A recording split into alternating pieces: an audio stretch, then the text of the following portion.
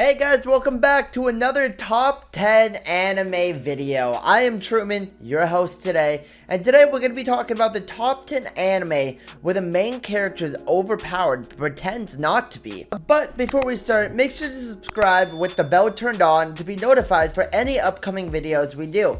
Don't forget to check out my official website, WheelofAnimeSensei.com as well. The link will be in the description below. Also, we have a Discord server where you can chat with other weebs and participate in awesome events. Before we start this, I want to just say that this list isn't in any particular order whatsoever. So you guys know the vibes, good vibes only, and let's get into this freaking video. Alright, let's start the list off with number 10, Undefeated Bahamut Chronicle. Lux, a former prince of an empire named Arcadia that was overthrown via rebellion 5 years earlier, accidentally trespasses in a female dormitory's bathroom area, sees the kingdom's new princess Lisa Charte naked. Incurring her wrath, Lisa Charte then challenges Lux to a drag ride duel. Drag rides are ancient armored mechanical weapons that have been excavated from ruins all around the world. Lux used to be called the strongest drag knight, but now he's known as the undefeated weakest drag knight because he will absolutely not attack in battle. After his duel with the Lisa Charte, Lux ends up attending the female-only academy that trains royals to be drag knights. At number 9, we have Blood Lad. Stas Charlie Blood is a powerful vampire who rules the eastern district of the demon world. According to rumors, he is a bloodthirsty and merciless monster, but in reality, Stas is just an otaku obsessed with Japanese culture and completely uninterested in human blood. Leaving the management of his territory to his underlings, Stas spends his days lazing around, indulging in anime, manga, and games. When Fuyumi Yanagi, a Japanese girl, accidentally wanders through the portal leading into the demon world, Stas is overjoyed. But just as he's starting to feel an unusual attraction to her, his territory is attacked, resulting in Fuyumi's untimely death. Oh gosh. She turns into a wandering ghost, and as a crestfallen Stas vows to resurrect her, as this would mean being able to travel to the human world, something he has always dreamed of. Blood Lad follows Stas and Fuyumi, soon joined by the spatial magic Bell and the half-werewolf Wolf, as they travel to find a magic that can bring humans back to life. This is a pretty good laugh if you want to enjoy a good anime. Alright, coming at number 8, we have Arata the Legend. As a young boy from a noble family in ᴛᴏᴘɪᴄ, Arata has always expected to make his life his own, until word of the princess growing weak reaches his city. Unbeknown to him, his grandmother had claimed him to be a female at birth, and now, with no other girls to succeed the princess of the matriarchal Hime clan, he is next in line for the throne. Disguised as a woman awaiting a replacement to be found, Arata witnesses an assassination attempt on the princess by none other than her own guard, the 12 Shinsho. The crime is pinned on his head, forcing Arata to escape to the Kondo forest, where it is said that no one comes out the same. Meanwhile, in modern-day Japan, Arata Hinohara longs for escape from the cruelty of his classmates.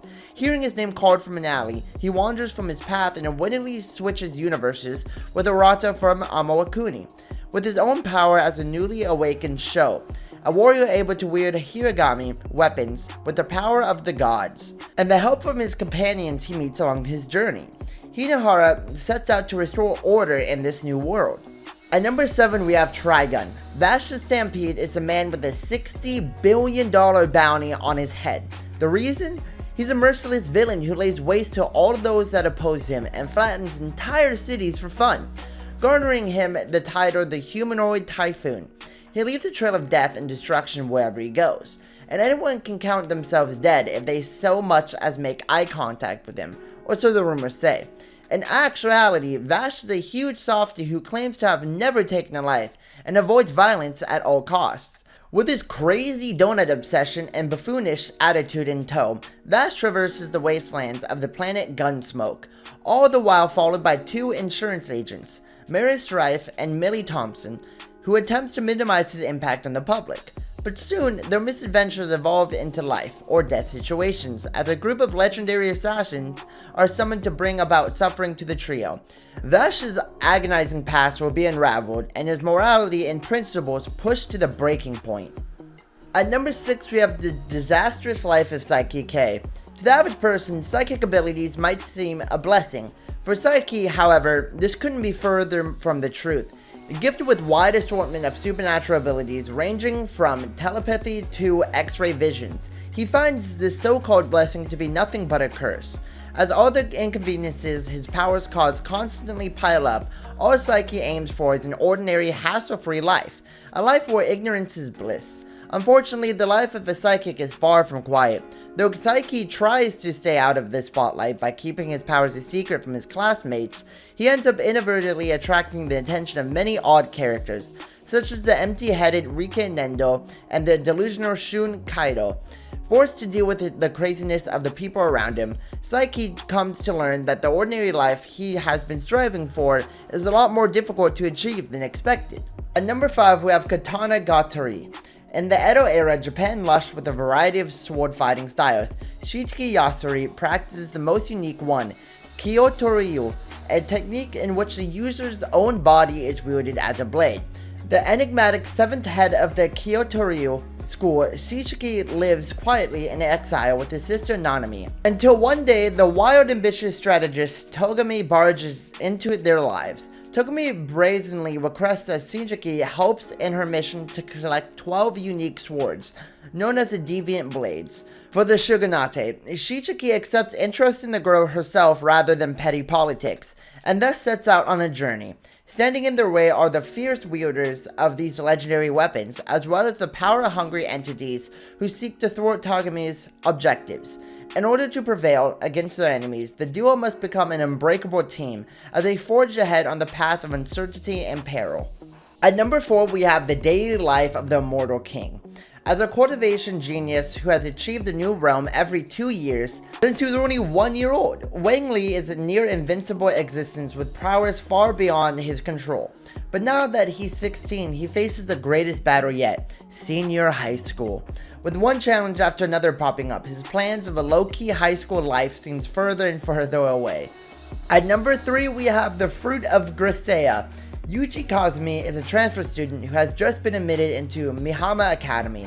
He wants to live an ordinary high school life, but this dream of his may not come true anytime soon, as Mihama Academy is quite the opposite. Consisting of only the president and 5 other students, all of whom are girls, Yuji becomes acquainted with each of them, discovering more about their personalities as socialization is inevitable. Slowly, he begins to learn more about the truth behind the small group of students occupying the academy. They each have their own share of traumatic experiences which are tucked away from the world. Mihama Academy acts as a home for these girls. They are the fruit which fell from their trees and have begun to decay. It's up to Yuji to become the catalyst to save them from themselves. But how can he save another when he can't even save himself? At number 2, we have Gate. Off-duty Japan Self-Defense Forces, aka JSDF, officer and otaku Yoji Itami is on his way to attend a doujin convention in Ginza, Tokyo, when a mysterious portal in the shape of a large gate suddenly appears. From this gate, supernatural creatures and warriors clad in medieval armor emerge, charging through the city, killing and destroying everything in their path. With swift action, Yuji saves as many lives as he can while the rest of the JSDF directs their efforts towards stopping the invasion. 3 months after the attack, Yoji has been tasked with leading a special recon team as part of the JSDF task force that would be sent to the world beyond the gate. Now being referred to as a special region, they must travel into this unknown world in order to learn more about what they are dealing with, and attempt to befriend the locals in hopes of creating peaceful ties with the ruling empire. But if they fail, they face the consequences of participating in a devastating war that will engulf both sides of the gate. Alright, and at number 1, we have Classroom of the Elite. On the surface, Kodo Ikusei Senior High School is a utopia.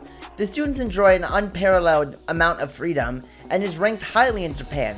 However, the reality is less than ideal. 4 classes, A through D, are ranked in order of merit, and only the top classes receive favorable treatment. Kiyotaka Ayanokoji is a student of the class D, where the school dumps its worst. There he meets the unsociable ᴛᴏᴘᴘɪᴄ, who believes she has placed in Class D by mistake, and desires to climb all the way to Class A. And the seemingly amicable class idol ᴠɪᴅᴇᴏ, whose aim is to make as many friends as possible. While class membership is permanent, class rankings are not. Students in lower ranked classes can rise in rankings if they score better than those in the top ones. Additionally, in Class D, there are no bars on what methods can be used to get ahead. In this cutthroat school, can they prevail against the odds and reach the top? Alright, and that is the top 10 list for today. Hopefully you guys enjoyed this. Make sure to hit that like button, subscribe if you haven't already. Also check out that website, WeLoveAnimeSensei.com, for more top 10s there. As well as, thank you so much for watching. I'll see you guys in the next one. Have a great day, morning, and night.